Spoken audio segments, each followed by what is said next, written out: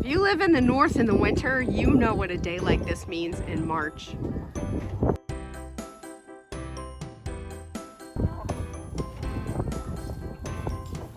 It means there's hope that spring is on the way, and it is beautiful here in Northwest Indiana today.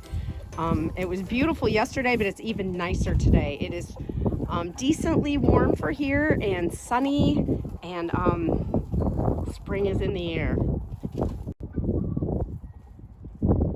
We have been fortunate here that we don't have a huge predator problem. The biggest predator problem we've had here are hawks, and we've had hawks get birds. Here's our nice Australorp rooster. You might see a little bit of frostbite up there on his comb. That's all he got this winter, so I'm really pleased about that. The system worked. The main predators that we have to deal with here are hawks. We've had a dog. We've had some things come up missing. I'm not sure why, but hawks are the thing that we struggle with the most here. We've had 2 hawks here that we've had problems with, a red-tail hawks and Cooper's hawks. And I will try to get some pictures for you. This lady right here is an Arctic egger, some such thing, from Keckle, and she lays a lovely blue egg. Just kind of fun. She's interesting looking. I guess some crested cream leg bar in there. And that little blue barred chicken back there is some kind of a olive egger that does a really nice job. She's also I think a Hoover's hatchery bird. I got her from TSE, but she lays really pretty olive eggs and is supposed to lay a lot of them, and so far has not disappointed. All right, so we've had a Cooper's hawk and red-tail hawk problem here, but they're different types of birds. My experience, and yours may be different, but my experience with these hawks is that red-tail hawks tend to like to be out in the open more. If your birds have lots of cover and can get away from them, I think they'll be okay. All of the red-tail strikes that I have interrupted or found were always more out in the open with the birds. So lots of cover is a good deterrent for that. It gives your birds protection. Unfortunately, my experience with the little jerk Cooper's hawks is they will go in after your birds. They will go under things. They will fly under bushes. They don't care. When I found them in the act, they've been under things, chasing after them. They'll go in places. They don't care. They don't mind being stuck, where I think red tails like to be able to escape easily, and the littler hawks don't seem to care about that.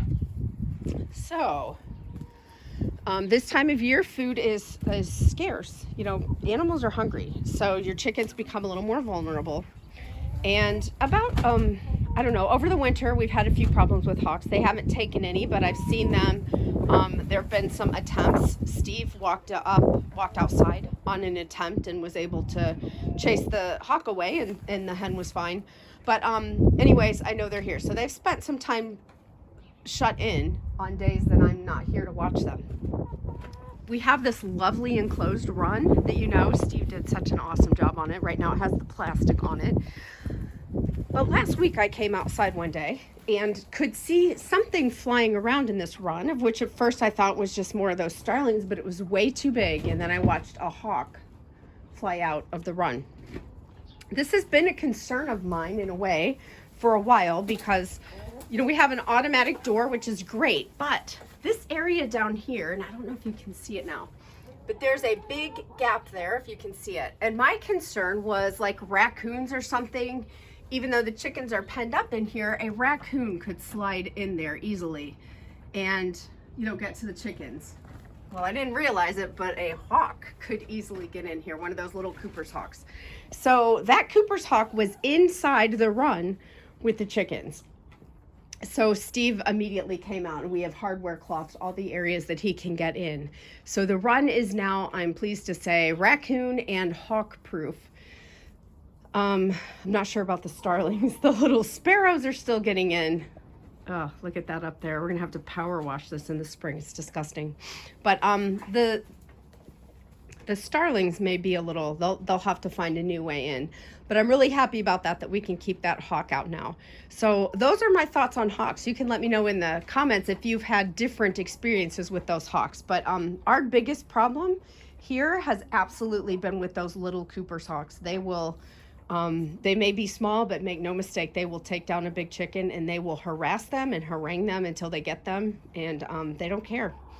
I'm not a big fan. I'm a big fan of birds of prey when they're not by my chickens. All right, so what's new with you guys? Let me know in the comments. I hope you are gearing up for spring and chicks and getting ready to go. There's hope. Thanks for watching. I'll catch you the next time.